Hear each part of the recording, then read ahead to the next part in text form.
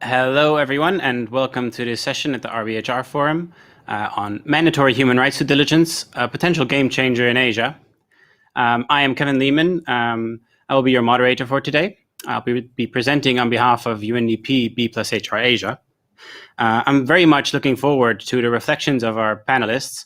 We have a star-studded panel today, and without further ado, I'd like to introduce you to them. So in alphabetical order, we have Anita Ramasastry, member of the UN Working Group on Business and Human Rights and professor of law at the University of Washington. We have Barbara Bielich, legal expert at the OECD. We have Lara Wolters, a member of the European Parliament and a rapporteur on the resolution on mandatory human rights due diligence. My apologies, mandatory human rights and environmental due diligence. We have Rachel Davis, vice president and co-founder of Shift. And last but certainly not least, we have Ms. Renwadi Suamongko, Secretary General of the Thai Securities and Exchange Commission. So before we start the question, I would like to make some general announcements. First of all the participants can pose questions in the Q&A function on the portal, the website portal. And moreover, the session will be about the impact of mandatory human rights due diligence in Asia. And a general disclaimer I would like to make is that when we refer to mandatory human rights due diligence laws, we are talking about those laws for the time being developed in Europe and later potentially elsewhere, which correspond to the due diligence steps outlined in the UN Guiding Principles on Business and Human Rights and the OECD Guidelines for Multinational Enterprises. So these are laws that introduce mandatory requirements for due diligence. And so this excludes laws, for example, that only introduce reporting requirements. Having said that, I would like to turn to our panelists and pose the first question to Lara. Lara, you have been the rapporteur for the mandatory human rights and environmental due diligence resolution in the European Parliament. Can you please explain the contents and the potential consequences of this resolution, should it be turned into law?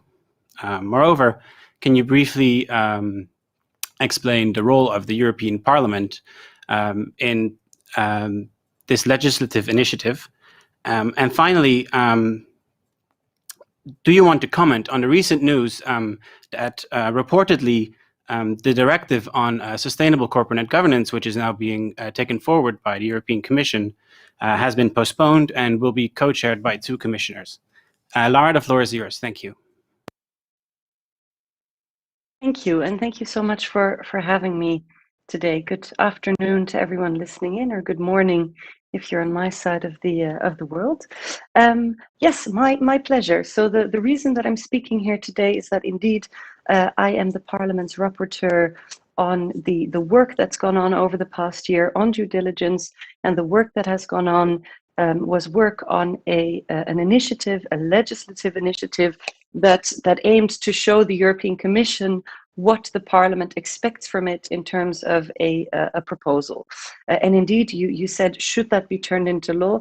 Absolutely. The European Parliament has been very clear in its work that what we expect is an overarching mandatory due diligence law that is broad, that asks many companies to perform due diligence, to look at their value chains, and to hopefully prevent some of the abuses and the cases that we've been seeing over the years.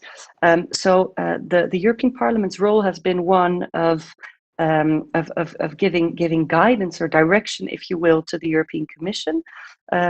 It's a stream of work that is political in the sense that we haven't tried to write a law that can directly now be applied and that companies can directly use as such. What we've tried to do is see together in the Parliament where majorities lie for the type of obligations that we can impose on companies and the type of progress that we would like to see.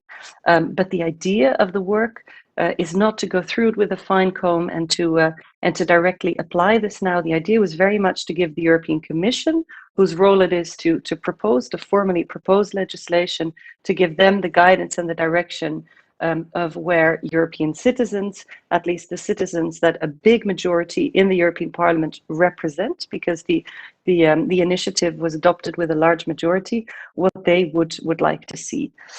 So maybe that in terms of the Parliament's role. And at the moment, the Parliament's work is on hold, in the sense that we have voted on the initiative, and we are now waiting indeed for the European Commission to come out with a proposal on due diligence. And there, indeed, recent news is that the commissioner in charge will not only be the commissioner for justice, who tends to, in a European context, deal with issues of company law, but that there will also be involvement from the internal market commissioner. And it's hard for me to comment on that, in the sense that it's very recent that we have heard this. But what we've understood is that the idea there is to make sure from the internal market side that whatever we impose and oblige is also workable for small and medium-sized companies. The delay that we're looking at should be a delay of the European Commission said that it would have legislation ready. So a proposal for legislation ready before the summer. That will now be after the summer, potentially going into the autumn a little bit. But the idea, as I understood it, is still very much for there to be a proposal, and to be a proposal for legislation. In terms of the different elements, I'll go into those in a moment, but I'll make sure to stick also to my time, because we've got many interesting speakers here today. What has come before is a long process of negotiation within the Parliament, where we came down on as I said, a broad mandatory due diligence that would ask companies to look, of course, at human rights, environmental, and governance risks, to look at the root causes of any problems they might find in value chains. And maybe important to mention there, the approach that we've taken has not been an approach of heavy sanctions every time a company finds any issues, but rather one that encourages companies to go and find those, and to go and address whatever it is they find in their value chains. Also, for companies to do this in a way that makes sense to them, for the whole obligation to be proportionate, commensurate, and also relevant for this panel, very much in line with the OECD and with the UN. And so, of course, we're very much aware that there's been a lot of work already at OECD level, at UN level, in terms of the guiding principles. And we've tried not to reinvent the wheel, but to turn what already exists and what has been created together with companies into a workable law for companies, but one that indeed takes away the voluntary aspect that at the moment I think has not borne enough fruit yet. And I think that that is something many of us in the Parliament agree on, that voluntary measures and voluntary industry schemes are definitely a start.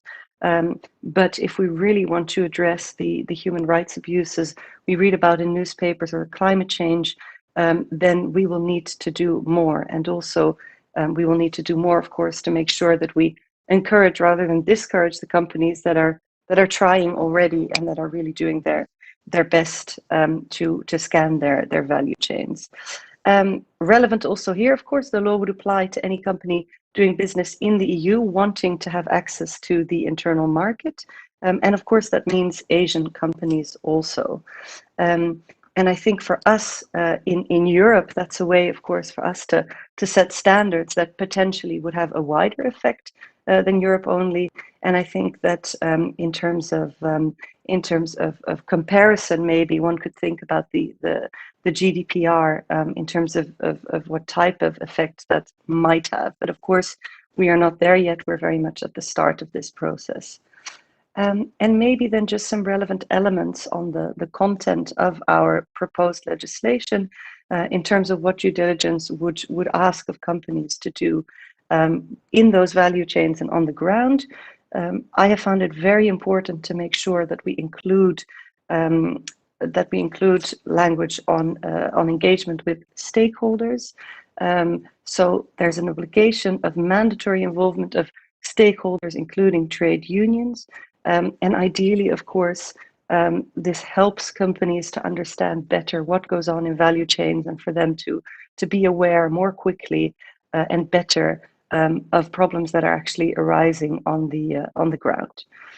Of course, the other advantage the ensuing advantage that would have is for companies is avoiding risks in the future, reputational risks and legal costs that can of course be significant when companies don't get it right. I also find it important that information is made available in the right format and language for local communities as needed. I think that their involvement can't happen, of course, if there's not an exchange and a real dialogue.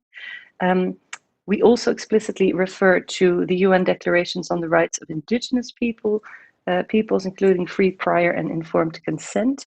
And to me, that's important, for instance, bearing in mind the example of Rio Tinto in Australia having blown up, I believe, a site that was of importance to the Aboriginal community. So examples like that, of course, need to be avoided, hence the reference to that. Very important also, and this was a long point of discussion in the Parliament, making sure that companies give stakeholders access to a robust grievance mechanism. And if through that grievance mechanism harm comes to light, a company should cooperate to remediate that harm. And that doesn't stand in the way of judicial recourse, but I think it's important to also make sure that this is built into the system so that if harm arises, affected persons aren't immediately forced to go and resort to justice, which can take a long time, which can be complicated, but that there's an internal mechanism also. And on that access to justice for victims, they should have the possibility to hold parent companies liable for harm they caused or contributed to along their value chains based on the obligations of this directive. So if companies don't take their duty of due diligence seriously, if the right risks are not prioritized, or if a company cannot show what it has done about risks that presented themselves years running, then there's a problem and there will be liability attached. We're not there yet, of course, with this piece alone. I think that ensuring the respect for human rights, ensuring respect for the environment comes in many different forms. I don't think that a due diligence law will solve everything, and certainly not overnight. I think there's other things that, in terms of the EU at least, that enter into this puzzle. And I think they include, for instance, also trade agreements and our trade and foreign policy. The China agreement being a first test, actually. I mean, being a component here also that can make a difference. But I think it's an important due diligence, and legislation here is an important part of making sure that we use the role of companies, which is significant in human rights and in the climate, to our advantage, and that we make sure that doing business in the 21st century means doing business responsibly. I think that's my time up there, so I will leave it there, but very happy to listen to the others here and to answer any questions.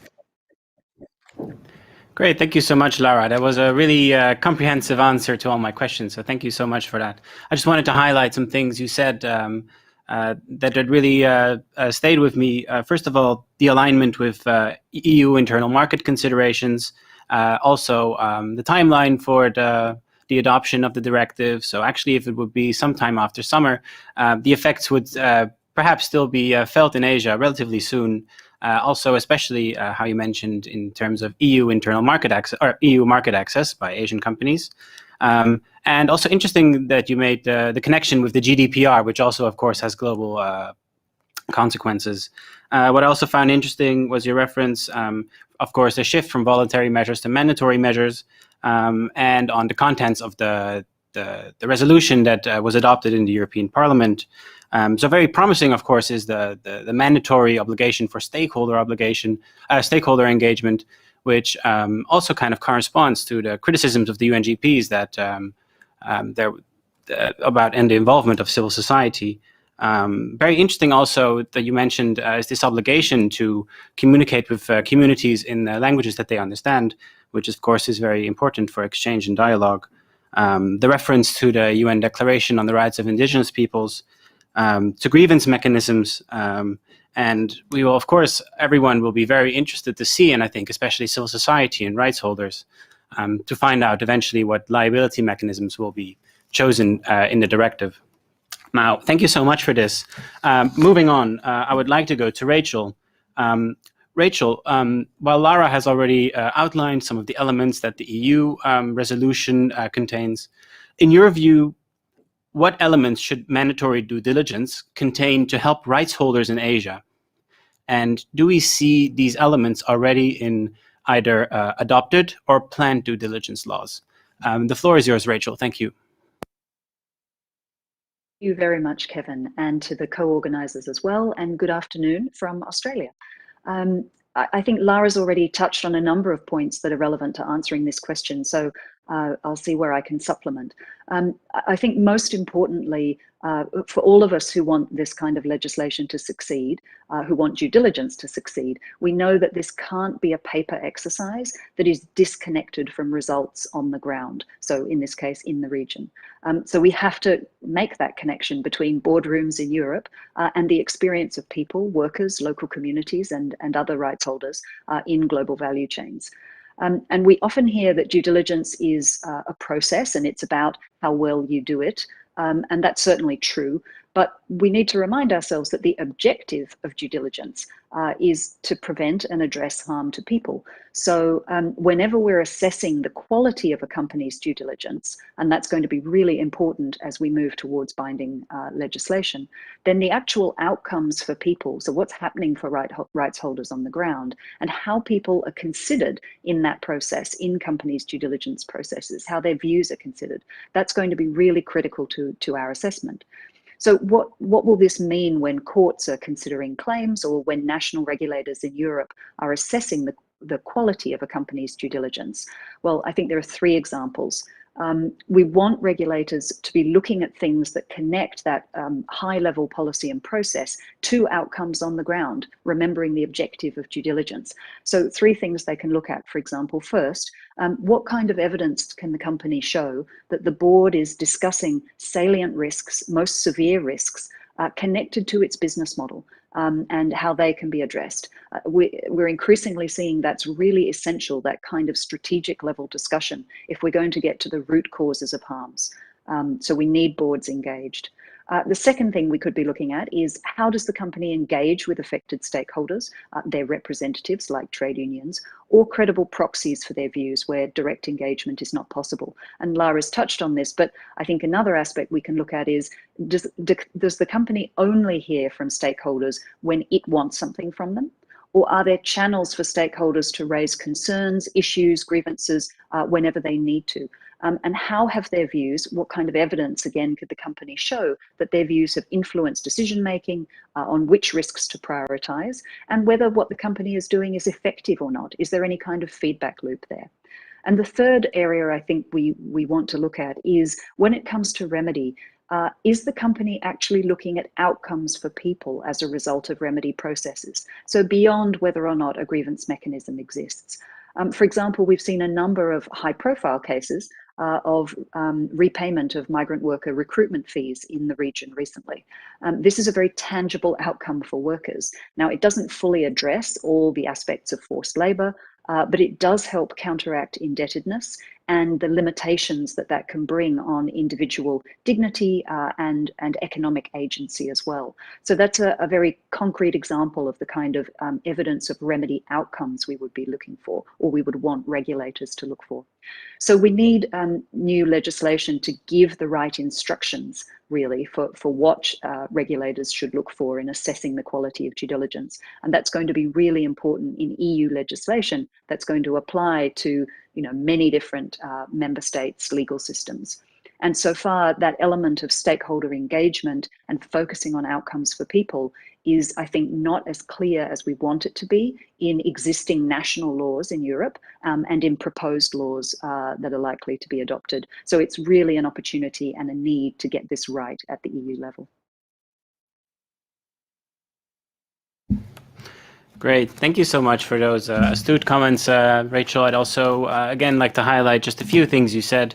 This human rights due diligence, human rights and environmental due diligence, it cannot be a paper exercise. We need outcomes on the ground. So especially interesting I found was that we need evidence that boards are actually discussing and considering the root causes of their business model to people and planet.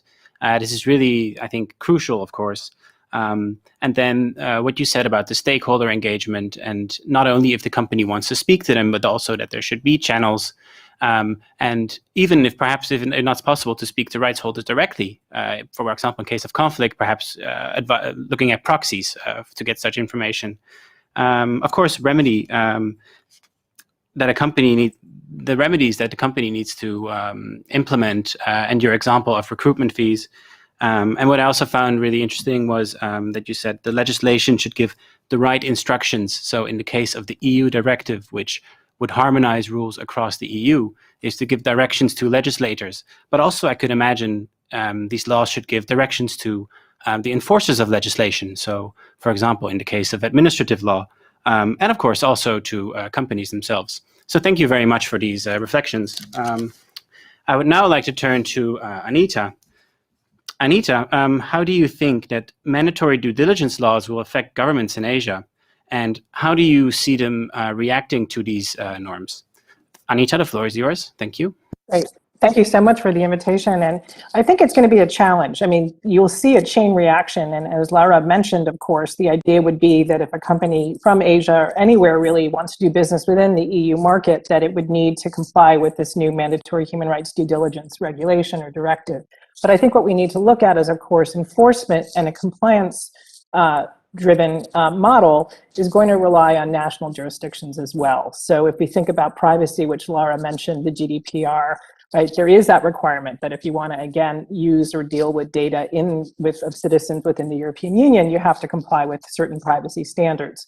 But what you often see is market segmentation. We even think about that with products and safety regulations, for example, that the way in which businesses will often do business is by just treating the goods or the services in different ways, depending on where a person or a customer is located.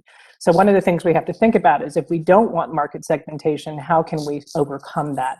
And there are different ways, right? One is the scope of the mandatory human rights due diligence. If it touches upon value chains and supply chains by virtue of the way it's structured, if subsidiaries are also captured, and then also businesses that are trading in or seeking access to European markets, then you're going to capture a large group of businesses. But of course, there are ones that are going to be purely domestic in Asia. So the question is sort of how to overcome that and what incentives as well as requirements will make that possible. But the second piece too is, of course, what role for national regulators? And I think that's still a very open question. In the privacy field, for example, we do have privacy commissioners in each of the EU member states, and the way in which they deal with issues of compliance is different in different jurisdictions and in the effectiveness. So I think that's another piece that we have to think through is, right, enforcement and compliance and who will do this and how. And that will, I think, be a difference in terms of what impact it will have on Asian companies and markets. And then the third thing I would say is really just that it's really important, and it's I think great that we have a representative of the leading stock exchange from Asia speaking today, is the role of capital markets, the role of trade associations, right, in bringing these standards back into the local markets. So sort of that, how do we translate? So the piece is first, you have the chain reaction. Some companies will be captured by and then in terms of harmonization, how do we bring in new standards into Asian markets? And that's where we need key regulators who will translate and think about adaptation in the local context. And so we need that as well. And I look forward to seeing how that happens. And I would say that there's a role for other regional organizations, ASEAN, APEC, right, to actually think about how we craft interoperable standards that will apply across these different geographies in a way that creates not only commonality, but also I think recognizes in the national context in Asia, things that might be specific or local as well. Great, thank you so much, Anita. Very interesting remarks on the compliance-driven models and how to prevent market segmentation really having a wide scope of applicability of any laws that are introduced. Also touching upon what incentives and requirements do we need. But really also, if you look at the purpose of this session, and I think which we'll get into later in the session as well, was not only the role of capital markets, but how all these mandatory human rights and environmental due diligence laws can be translated and implemented in Asia.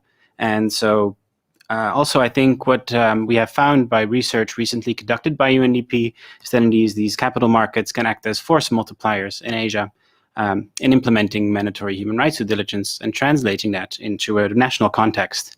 Also very interesting, of course, in this respect, your reference to ASEAN and APEC. Thank you so much, Anita. I would now like to turn to Barbara. Barbara, the question to you is similar than what I asked to Anita, but then in respect of businesses. So how do you think that mandatory due diligence laws will affect businesses in Asia, and how should they prepare for that? Barbara, the floor is yours. Hi, everyone. Great to be here, and thanks for the question. I think there's really three ways that businesses in Asia can be impacted, and Anita and Lara already touched on the first, which is that the law actually might be directly applicable to Asian businesses that are carrying out certain activities in the EU internal market. So this was a question raised in the European Commission consultation on the law, whether it should go beyond EU legally established companies to also cover those undertaking activities in the EU. And I would say the majority of the feedback pointing to the fact that they should be covered just to ensure a level playing field in the market. But then, of course, beyond direct applicability of the law, this is a supply chain or value chain due diligence law. So the idea is that companies will be undertaking due diligence across their global supply chains or value chains, which means these expectations can be cascaded down to businesses in different segments of the supply chain.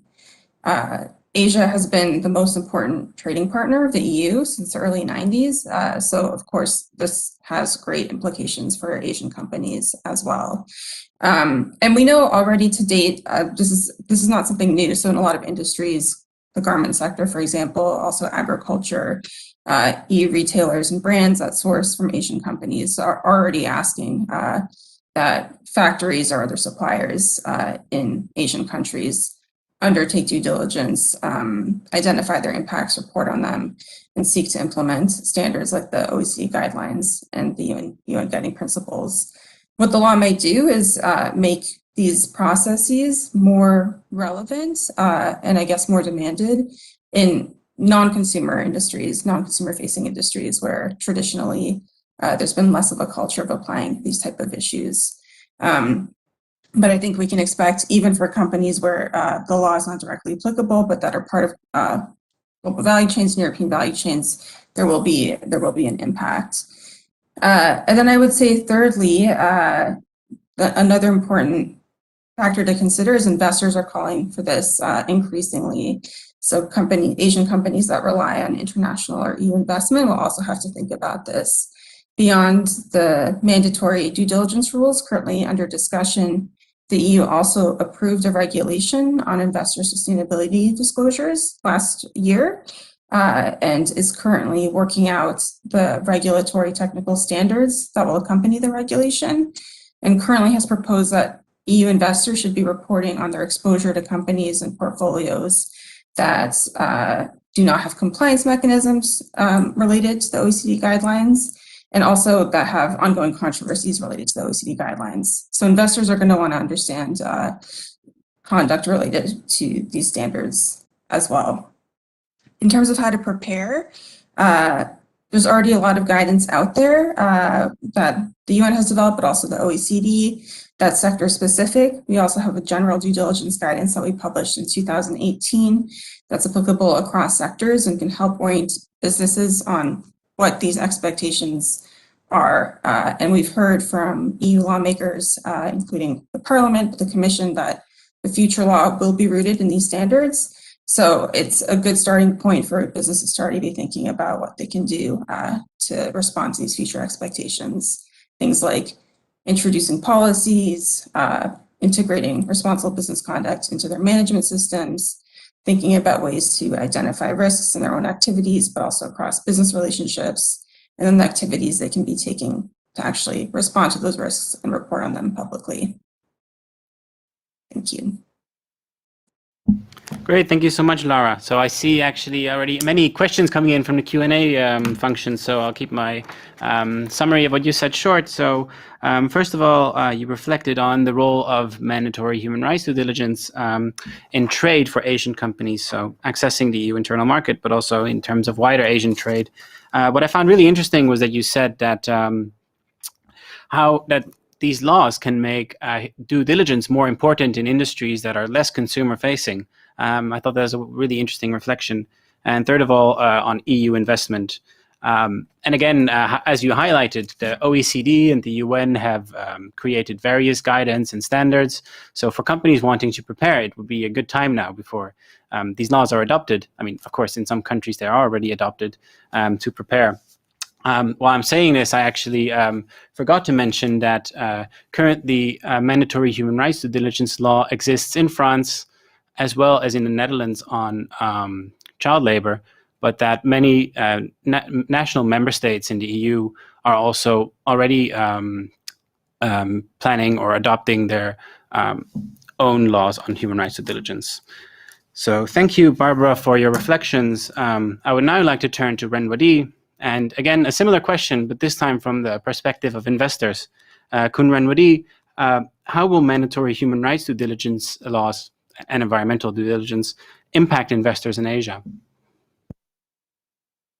Thank you. Can you hear me well? Yeah. All right. Yeah. Thank you. Yes, we can hear you. Thank you. Having me. Yeah. Okay. Thank you for having me to share this afternoon. And good morning and good afternoon, everyone. I think that I may share my view in terms of investor, as you point out. Before I begin, I think that at the moment or currently, there is a need and interest from the investor, especially from institutional investor, to look for investment in a responsible company. By saying a responsible company, it means that the company that focus their operation and their risk assessment in the ESG. So that the human right, if I'm not wrong, I think I can classify it as a part of the social and good governance. So that having this in mind, I'm sure that the impact of even the human right due diligence not even come to mandatory. I think investors are welcome, and it's a positive impact on that. If you upscale it as a mandatory one, I think that investors in Asia look forward to that, because they would have confidence that the company that they will invest in would have less reputational, less legal risk, and less operational risk. Because I think that all the panelists already mentioned that the due diligence is a part of like a proactive mechanism for preventing company not to breach any law like that. So that I think that I would like to confirm that investor, if they see this, they would have confidence, and perhaps would be more easy for them to make information analysis on the company. I may cite some example, even though in Asia, especially for my part in Thailand, we have not yet come up to the mandatory human rights due diligence, but only part of the reporting things. I will mention this later on. But for the SEC, I may, as perhaps Professor Anita mentioned, that would like to see the role of capital market. The SEC, we recognize the role of the institutional investor to look for making investment for the long-term value. By emphasize on the long-term value, it means that they have to look at a company that put a commitment on the ESG and the human right, so that we advocate for the so-called the I code institutional investment code, having all the institutional investor to put up a negative list, positive list, whatever you call it, to make investment in a good, responsible companies like that. And if you look in terms of the Asia in a wider spectrum, my colleague already cited the research or cited the report from MSCI. This is a very recent one. Almost 80% of investors in Asia Pacific have either significantly or moderately increased their ESG investment, So that I think that even though right now, if I'm not wrong, I try to make some brief research in Asia. I have not yet seen the trend on the mandatory human right due diligence. Perhaps, as you mentioned, that already part of the EU now. But again, I think that if it come later on, investor part or the part of demand side, they would prefer or, as I said, welcome to see the mandatory human right due diligence. So that in a nutshell, I think that what impact to the investor in Asia, I think the positive one, because I think that this kind of the mandatory human right due diligence is part of the instrumental to enforce for the long-term value of the company. I like to end my remark at this point. Thank you. Great. Thank you so much, Kun Renwadi, for your reflections. Again, I have noted down some interesting things that you said. First thing that interested me was that investors in Asia are actually looking forward to mandatory measures, meaning that they would perhaps create less reputational, legal, and operational risks for investors who, are screening their companies. And that there's also already a need from institutional investors in Asia for ESG and human rights due diligence. Second, your remarks on proactive mechanisms and helping investors making decisions. And also, what I found really interesting was your reference to long-term value creation. Of course, this is a progressive conception of corporate governance, which we already see in various other jurisdictions. So I'm personally also really delighted to hear that this is, being considered in Thailand. So thank you so much for that. Now, I would like to return to Lara. Lara, we have heard a lot of reflections from the fellow panelists. Having heard all these reflections, do you think this is what the European Parliament had in mind with its proposal on mandatory due diligence? And how confident are you that mandatory due diligence will achieve these things? Or will it even go further? And is there anything else you would like to add after having heard the reflections of our fellow panelists? Thank you. Thank you. Certainly, everything that's been mentioned here today, all those points have definitely been discussed in the European Parliament in the context of the creation of this initiative.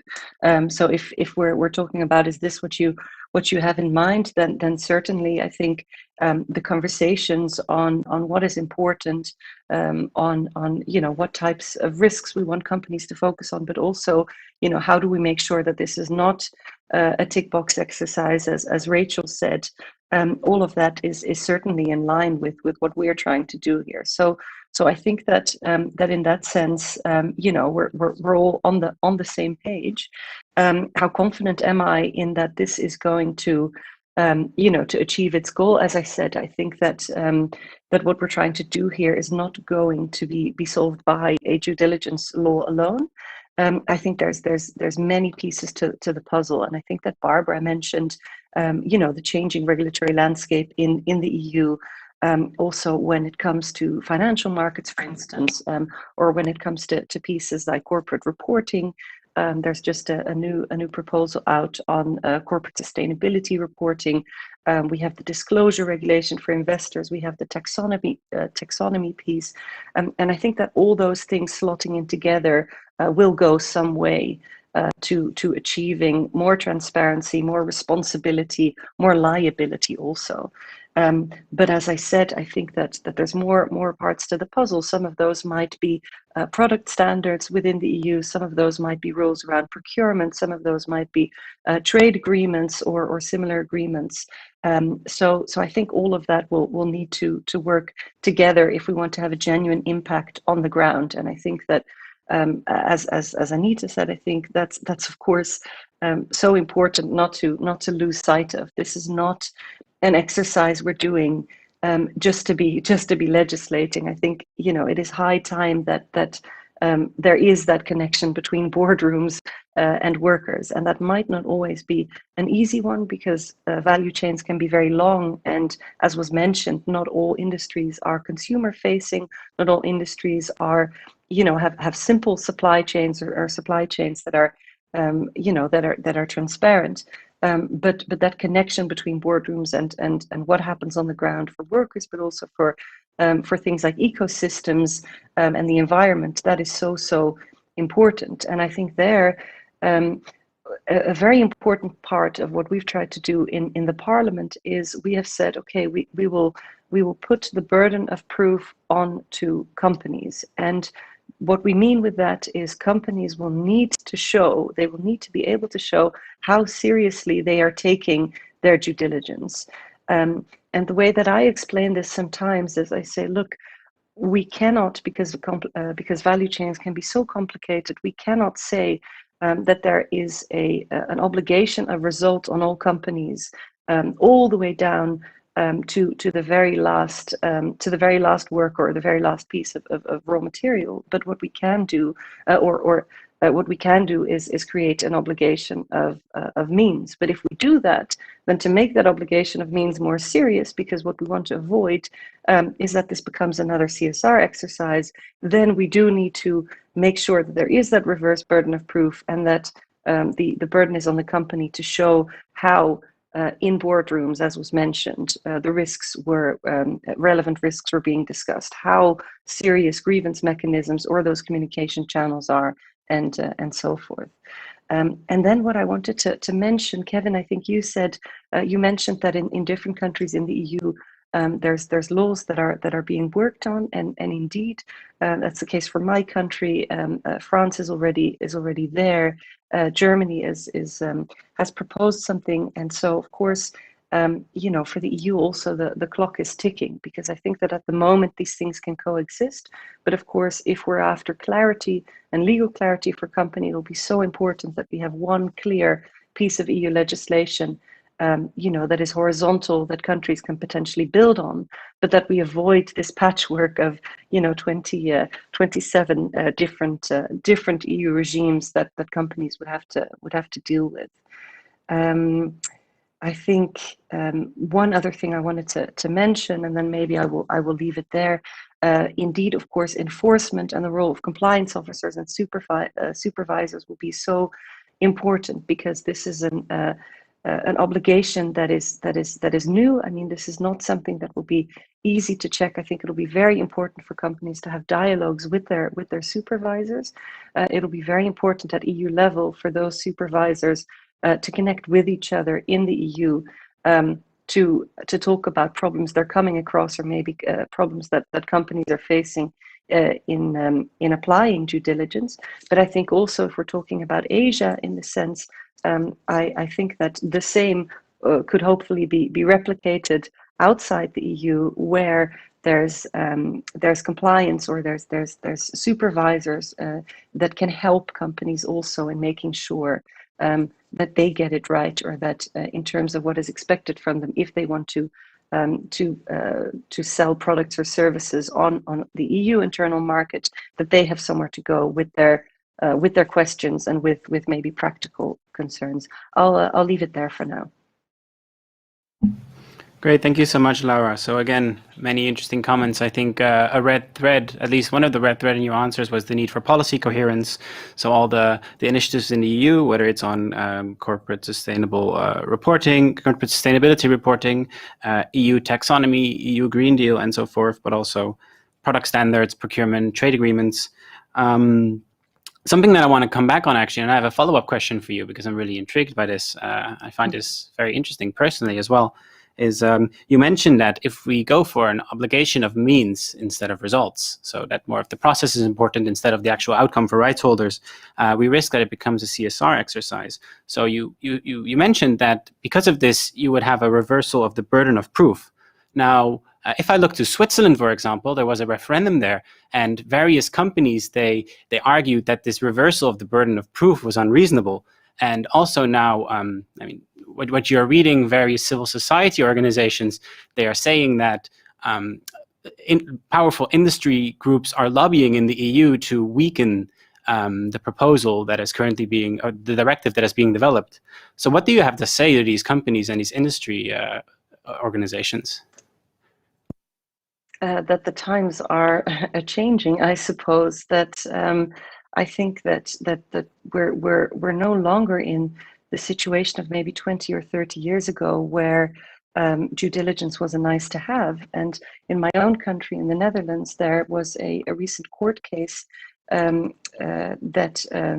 court case that obliged Shell, so the oil company, to significantly reduce its CO2 emissions, and it shifted from a ruling as the rulings that one would usually have on addressing harm done and compensation to a judge imposing behavioral change on Shell, because if it didn't reduce its emissions, there would be consequences for human rights and so forth. And I think that those are the times that we live in. I think this was a positive outcome of that case, but I think, of course, that what we need to do is make sure that we have the right legislation in place to avoid that judges need to make these sorts of calls. But those are the times we live in, and I think for good reason, because of course, people expect more of companies and governments, and people are concerned about the human rights abuses and their geopolitical implications and climate change and so forth. So I would say that this, the time is now to address these. And if companies say that they both, want to avoid that burden of proof and the obligation of means, then I would say, well, you cannot have your cake and eat it. And I think that, things need to be workable for companies, but there must be a way for us to impose serious due diligence and due diligence that requires companies and boardrooms to take this obligation seriously. And I don't see how you could have that if you don't oblige companies to make it very clear and to be able to document very, very well what it is they're doing to address risks. And I think that when it comes to, for instance, an airline, this is not a very positive topic, but if an airplane goes down, and a CEO of a big airline says, well, we were only responsible for putting the airplane together, but we cannot possibly see all the different bolts and screws that have gone into the airplane because it's just too complicated. And of course, nobody would accept that argument. The same with a children's toy. If a child chokes, then I don't think anyone would accept the argument of, well, so many components went into the toy that we cannot possibly trace where responsibility lies. I think companies are very accepting of arguments like that, and I think we need to shift in due diligence also to an obligation that asks more, because, as was said, this is about what happens on the ground. This is not if we stick to a tick box exercise, then nothing changes.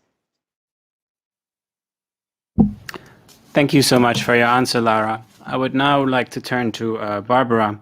Barbara, as we have discussed today, the EU proposal contains both obligations on human rights and environment, which is already very forward-looking, of course, by integrating these two elements very explicitly.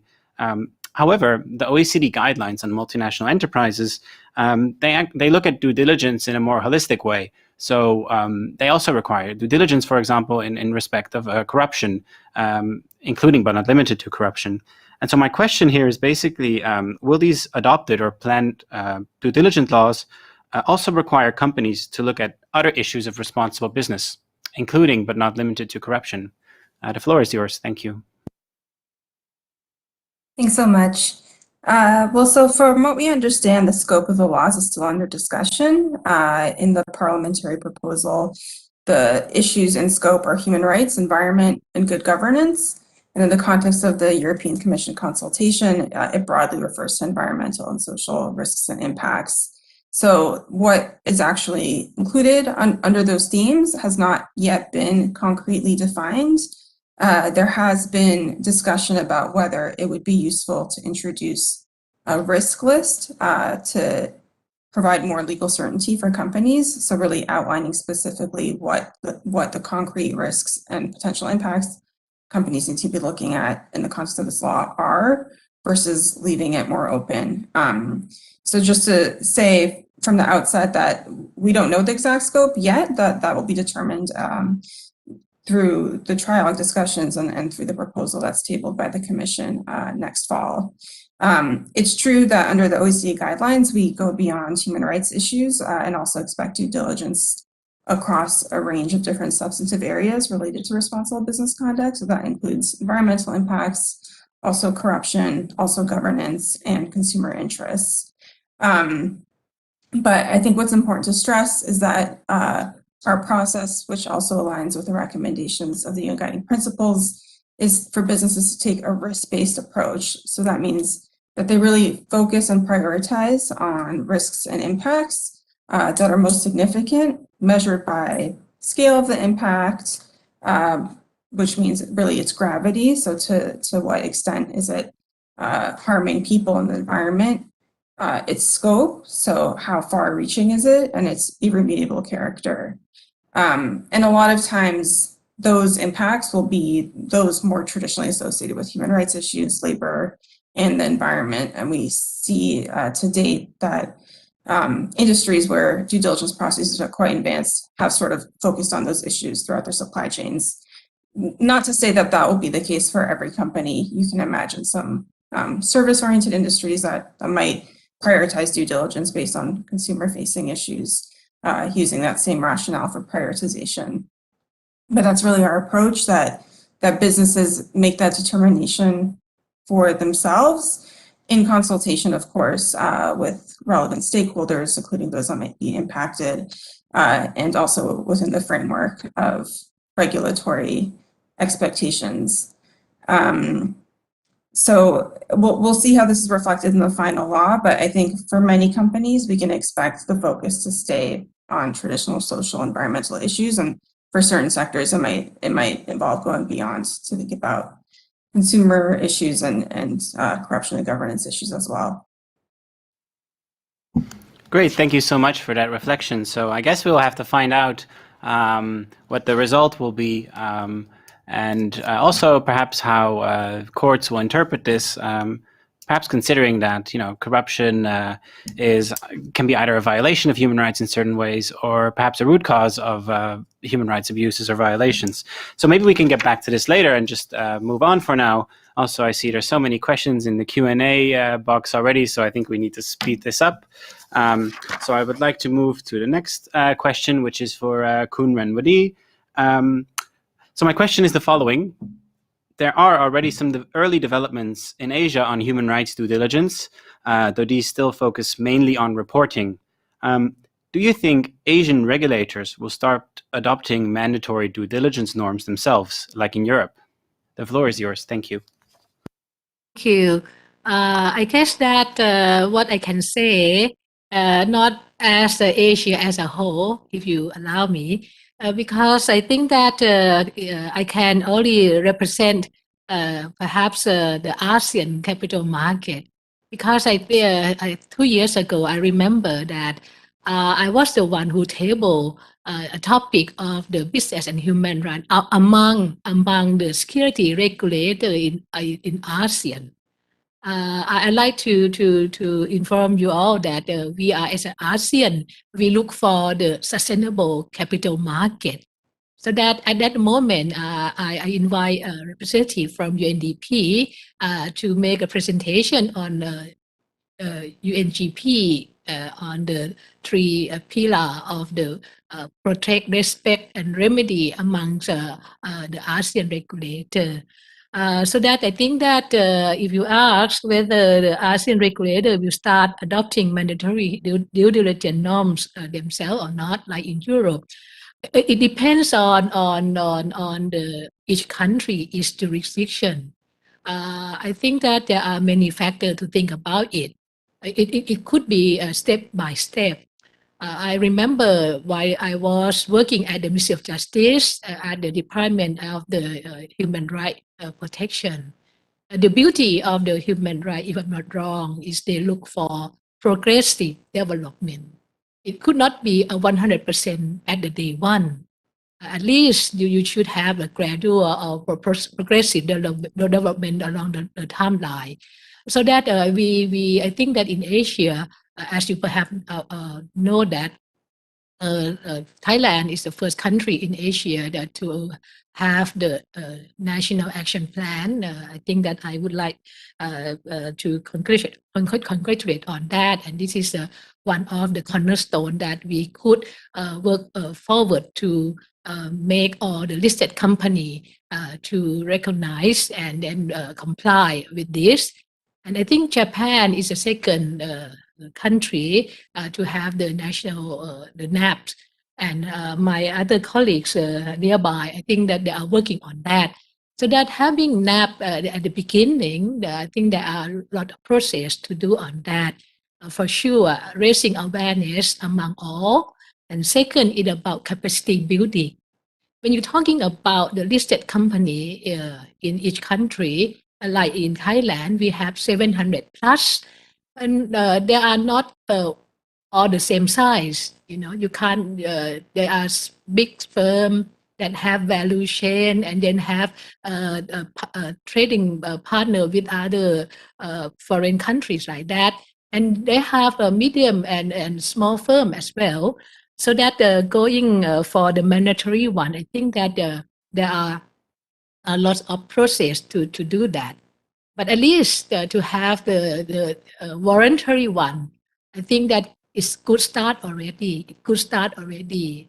By saying this, I do not mean that we end by only have the voluntary. We would move forward for mandatory, but this is not only the part of the capital market, but we have to look the country as a whole, whether we are ready to do this, you know. For us, if I may, the reporting, I like to highlight to this. SEC, we advocate for reporting. You will see starting next year onward, all the listed company would disclose we call sustainability report in their annual report, you know. And then by having this, we encourage, we recommend, I use the word like this, encourage, recommend the listed company to adopt the human right due diligence. But I'm so happy to mention to you that all the top companies, a big firm, they have early adoption long time ago, because I think that this is also come as market force as well. If they disclose as much as they can, it means that the investor would understand their operation, and as I said at the beginning, that the investor right now look for long-term one, so that they would easily make decision upon on that.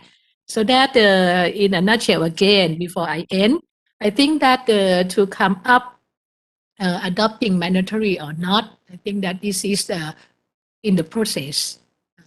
As long as you have a first step already by having the NAP in your country, and you analyze all the stakeholder all around that they are ready to do this, But at the end, as a capital market, SEC in Thailand, we fully cooperate and work together with our stakeholder, especially the company and investor, to make sure that demand and supply in equilibrium on that.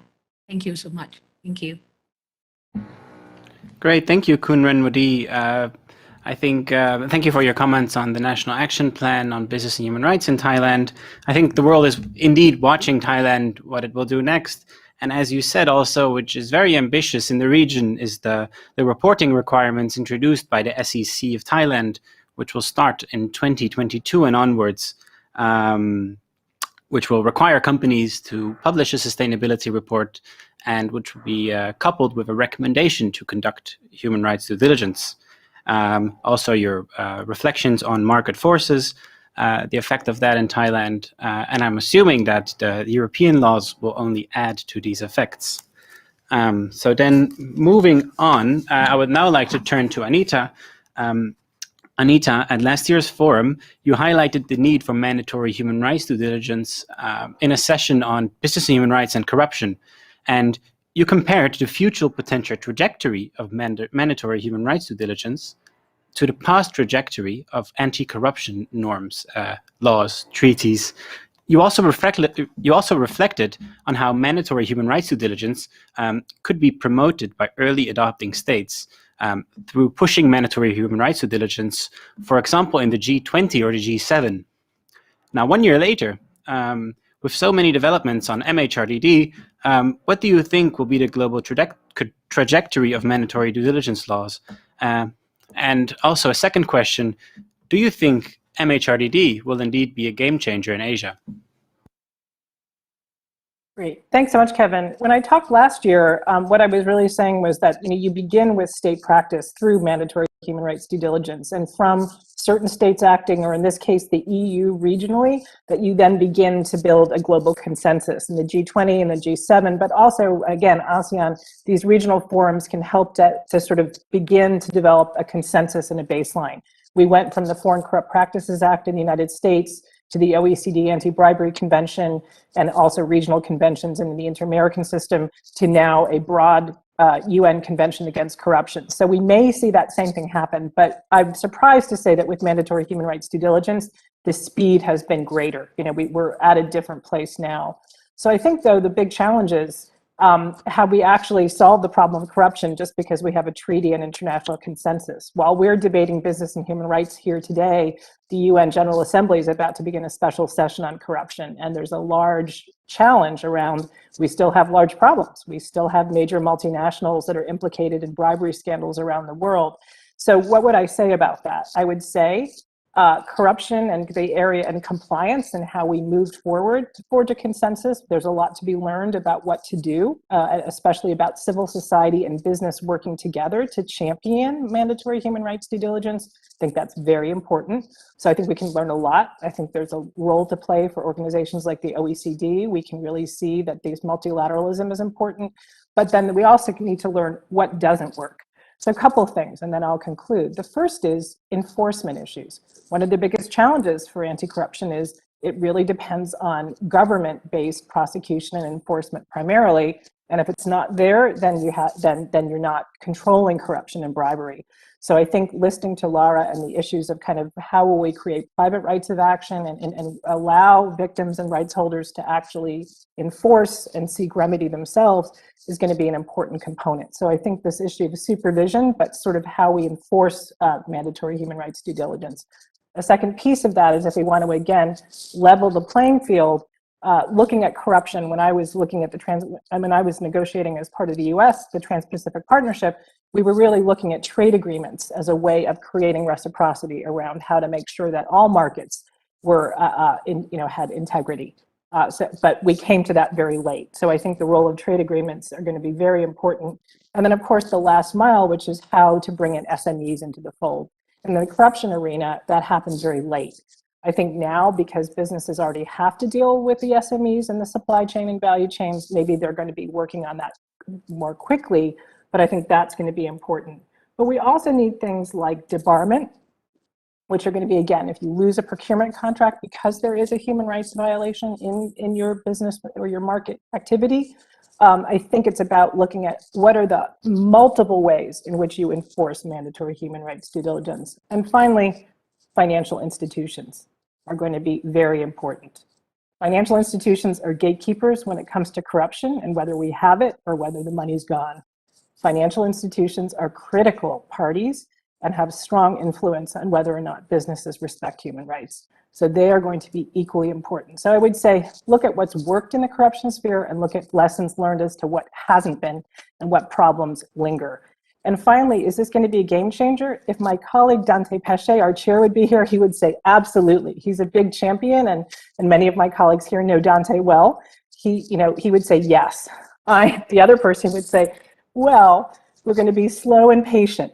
It is important, and it's a game changer because if we didn't have mandatory human rights due diligence, or if we didn't have the guiding principles, things would be worse, right? So we have a backstop from which we move forward. That's my view of mandatory human rights due diligence. It creates that wall so that we don't backslide on our commitments to business respect for human rights. And I'll leave it to Dante to argue against me. Great, thank you so much, Anita. Considering the questions, I will move on quickly. You have mentioned too many things for me to summarize as of now. I just wanted to add, so you said that, Dante thinks this will be a game changer.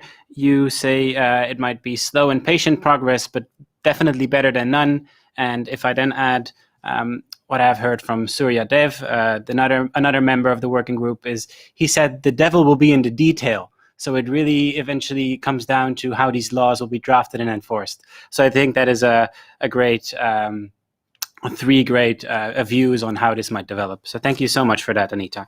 So then I would like to return to Barbara. Barbara, my question to you now is, how will mandatory human rights due diligence affect the wider policy landscape in Asia? For example, with regard to corporate governance or trade policy or any other policy domains. And what will governments need to do to ensure their economies remain attractive or to ensure policy coherence in a wider way? Thank you. Thanks a lot. So, I think I would just start by saying, even without agreed to mandatory due diligence rules, these issues and sustainability broadly are already being integrated into policy frameworks in Asia. So we see in the context of trade agreements, we see in the context of sustainability disclosures, we see in the context of even public procurement practices. This is very on trend and something that regulators are looking at very closely as they recognize it's important both for achieving global sustainability goals, but also for enhancing business operations and their efficiency and resilience. So I think a lot of these developments won't be predicated on mandatory due diligence rules, but I think what would be important for policymakers to think about with these rules coming up is to how they can align these initiatives with mandatory due diligence rules. And one, I think, very clear and specific area is in the area of sustainability disclosures and corporate governance directives, because there's a lot of movement in this space. We see a lot of regulators introducing new expectations on sustainability disclosures.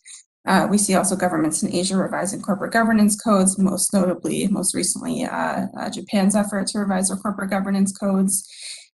In embedding RBC expectations and also reporting expectations that align with due diligence reporting expectations can then help Asian businesses more easily respond to potential expectations that might be cascaded down upon them from their buyers, or also if they're directly covered by the EU law in the future. So I think that this is something that can already be kept in mind by regulators to think about how to drive that alignment. And beyond regulation, I think there's really a role for governments to play in providing a facilitating framework and the right incentives to promote responsible business conduct. This is happening, again, a little bit, I would say, already in the context of recovery plans from COVID. We know the ASEAN Recovery Plan includes sustainability objectives and rewards companies that can demonstrate that they're building back better. this is a huge opportunity, I think, to promote these types of expectations across companies, because we're at a point in history when government is very closely involved in the market and can kind of step in and provide these expectations. But then beyond that, also just providing the relevant tools and training. So that might mean connecting companies to industry associations that have been working on this, potentially providing financing where needed for scale-ups, for training, for other components to make their due diligence processes effective. So there's really a lot that governments can do. I would maybe just summarize to say this is already an issue that's on the table. I think for new initiatives and new expectations, there could be some thinking brought in about how to align with international expectations, and also what governments can provide in respective support to companies to respond to these expectations. Great, thank you so much, Barbara.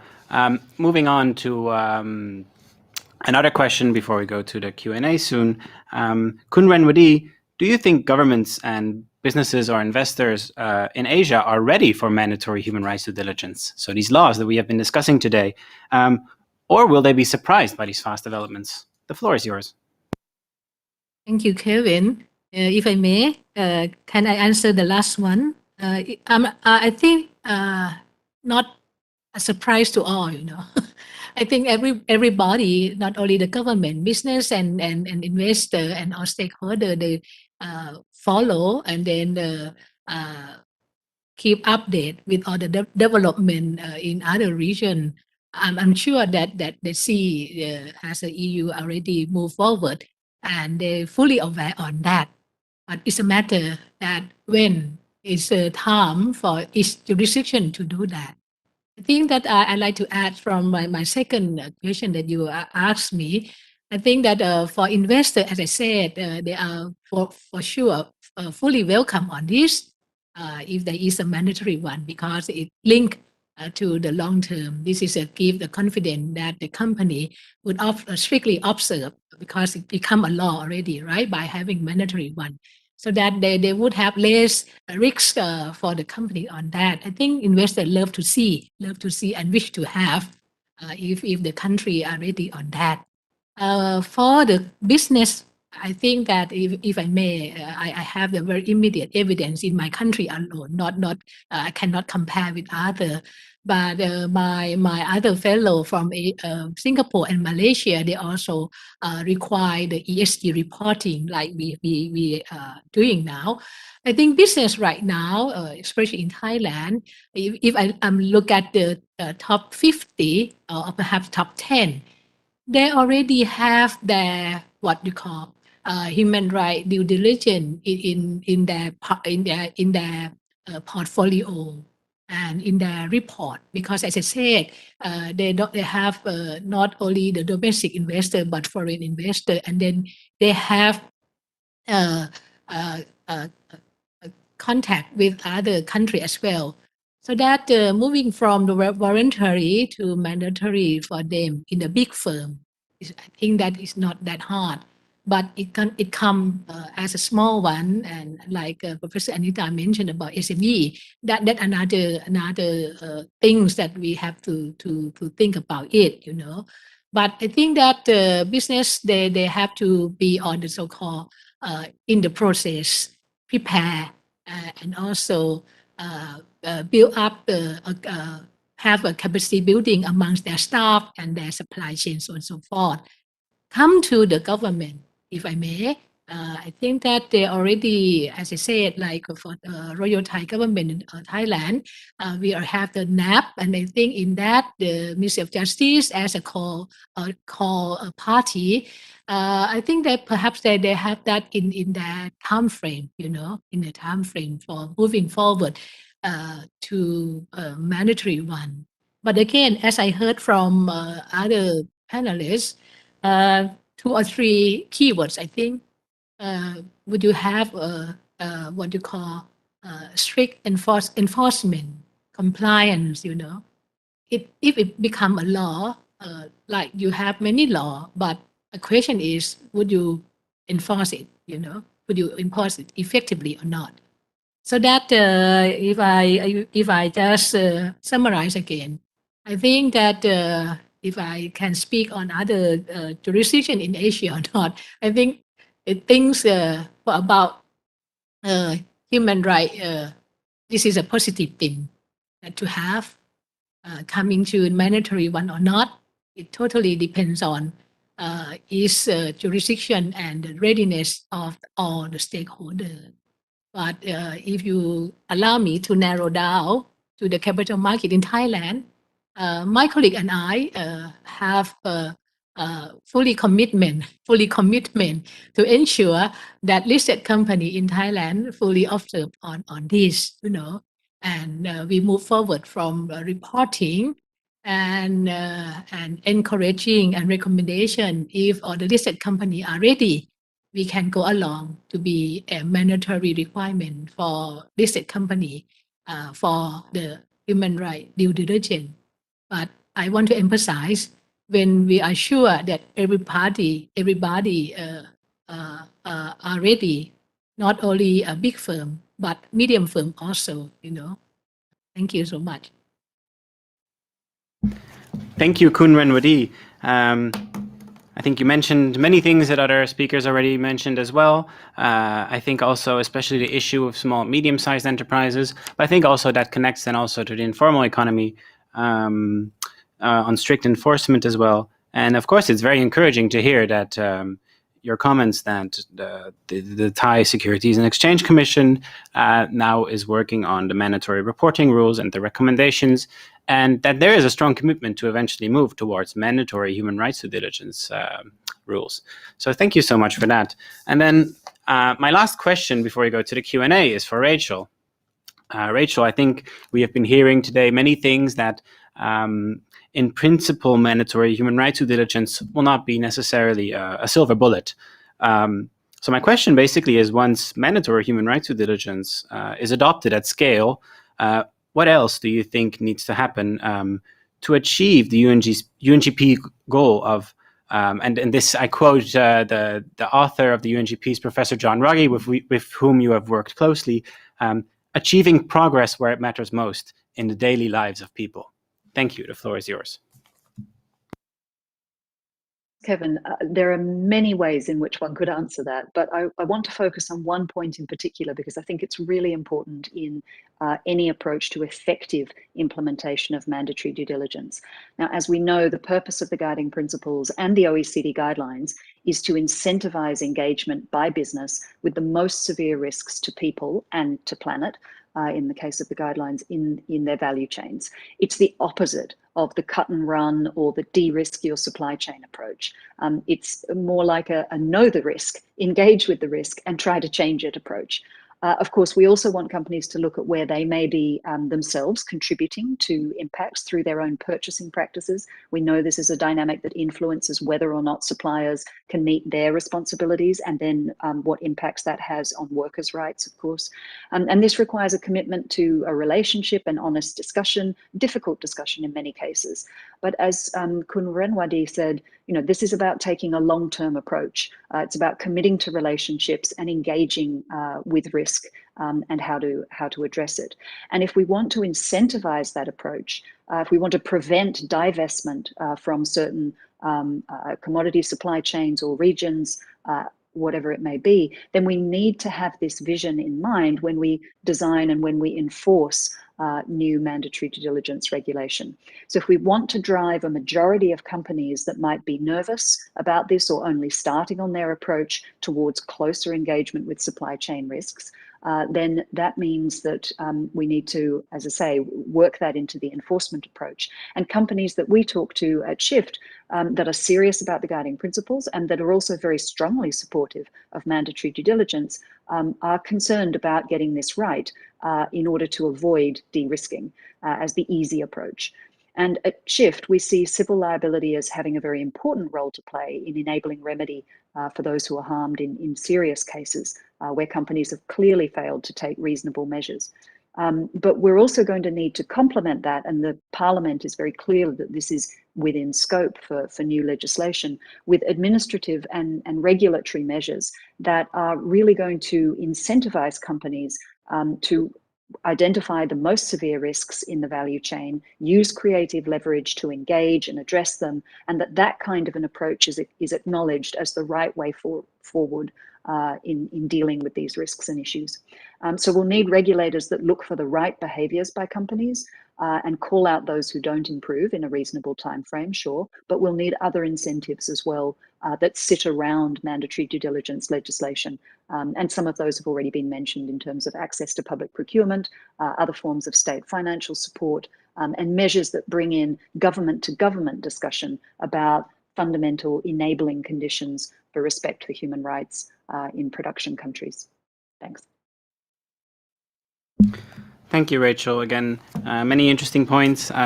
I think on de-risking, and I think I might borrow this from you, and this term from you in the future of the opposite of cut and run. I really like that.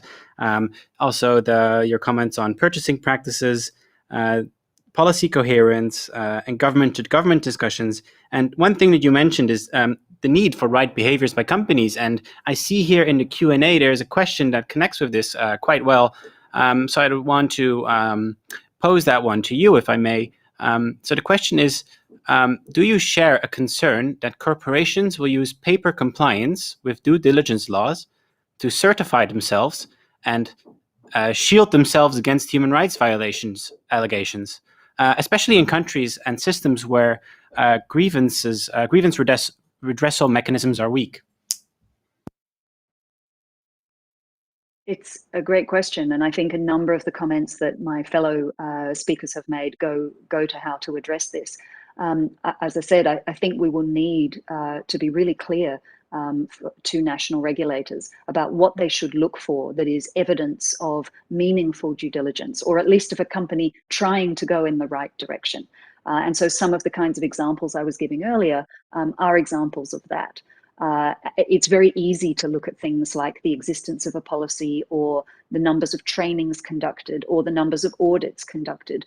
But if we've learned anything in the last decade, we know that these elements are relevant, and they can all have a role to play in human rights and environmental due diligence. But on their own, conducting an audit or conducting a training is not evidence of robust due diligence. We need to build a picture that's more detailed than that. So I think giving that guidance, using the guidance that already exists from the OECD, from the UN, and other authoritative sources, and being clear that we're looking for more than what exists on paper will be essential. Great, thank you so much, Rachel. I also just wanted to inform the audience that, as you see, Ms. Wolters and Ms. Ramasastry have left the session as they have other meetings to attend, but I want to thank them already very much for their reflections. So moving on to another question, and I would like to pose this question to Barbara. Barbara, a question from the audience is are there specific provisions in upcoming laws on mechanisms to create positive protection mechanisms for rights holders in supply chains, especially in the lower tiers of supply chains or in the informal sector? And so this question was actually posed in respect of children, but perhaps I would want to make it a bit broader, say for all rights holders down into lower tiers or the informal economy. And then this person also says, again, referring to children, current mechanisms often have opposite effects of driving children or rights holders in more vulnerable positions rather than being lifted out of harmful conditions. How can you ensure positive outcomes for those vulnerable populations? Thank you. The floor is yours. Thank you, and thank you for the question. I'll do my best to answer. So I think that, well, I don't know if there's explicit provisions in the current law addressing this, but I think that the general objective of the law really gets this issue. It's about preventing and, as necessary, mitigating impacts to these populations to the extent possible throughout supply chains. And I think one important aspect of this, which has been touched on, I think, a lot throughout this panel, is ensuring that stakeholders and rights holders, those actually impacted by business operations across global supply chains, play a very significant role in defining and implementing due diligence processes, but then also in assessing to what extent they're effective and sufficient.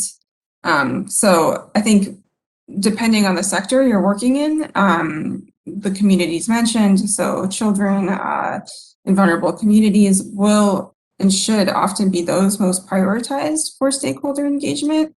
There's already a lot of practice on this in the context of certain sectors. So in the extractive sector, for example, most big companies have developed, I would say, thorough stakeholder engagement programs, to date that haven't necessarily always been as effective as they would like, but it's a common aspect of business operations. And other sectors will now have to think about how to do this as well and how to do it well as well. One thing I think that there could be maybe greater attention paid to in the context of these rules and due diligence processes generally is how to ensure protection of human rights defenders in the context of a due diligence approach. Because our process and our recommendations rely so much on stakeholders actually identifying risks, identifying the appropriate response to those risks and how they'd like them to be remedied. There also needs to be mechanisms in place to ensure there's not retaliation against those communities that are raising issues and pointing out where business conduct is not aligned with international standards. So I think that's one element that can be maybe strengthened in law, and that companies will have to think about also carefully in carrying out their due diligence processes to ensure these communities are adequately protected. Great, thank you so much, Barbara. And I also have a question for Kun Renwadi.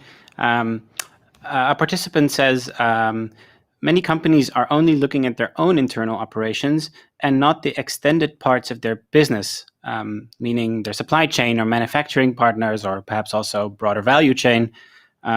So I would kind of like to rephrase this question a little bit, but if we look at the current rules that will be introduced by the Securities and Exchange Commission in Thailand, will corporations be required to extend their ESG coverage to all aspects that they are engaged in? So not just only their own activities, but also those of their business relationships in their value chains.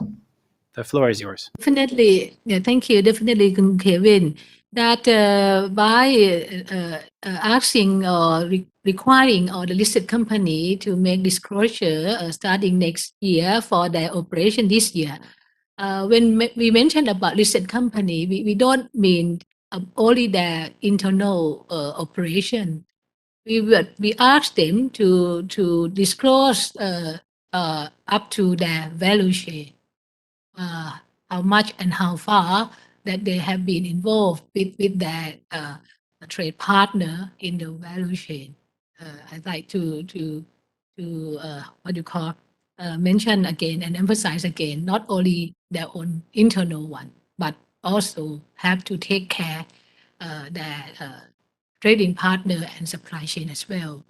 So that, as I mentioned to you, that for the large company, big company, it's not that be a problem at all. But I mean, medium size, we put a template for them to follow up and then to make sure that they could have no difficulty in making the disclosure as we already put as a requirement for next year onward. Thank you.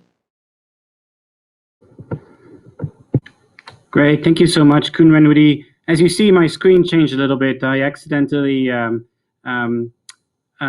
disconnected myself from the other computer, so I just have a backup computer here just in case something went wrong. So good to be prepared. So I would like to pose the final question to Rachel.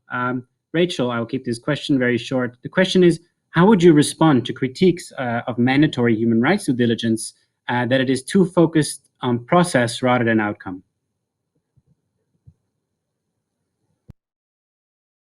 So that's where I think we need to go back to this point about the objective of due diligence. And it's really not possible to assess a process standard in isolation from the objective or the aim that it's intended to achieve. And as I was saying earlier, that really is to prevent and address harm to people. So it doesn't mean that if something goes wrong, a company is always responsible for it. There are situations where we'll say the company did everything it reasonably could to prevent that harm happening. Nonetheless, it still happened. But it does mean that in many cases, we are going to be wanting to look at what the outcomes were of a company's due diligence approach. And was it effective in practice? And it will be one relevant element to consider in evaluating the quality of the company's approach. And that's normal in any due diligence standard. And I would hope that it would be normal in the translation of human rights and environmental due diligence into legislation as well.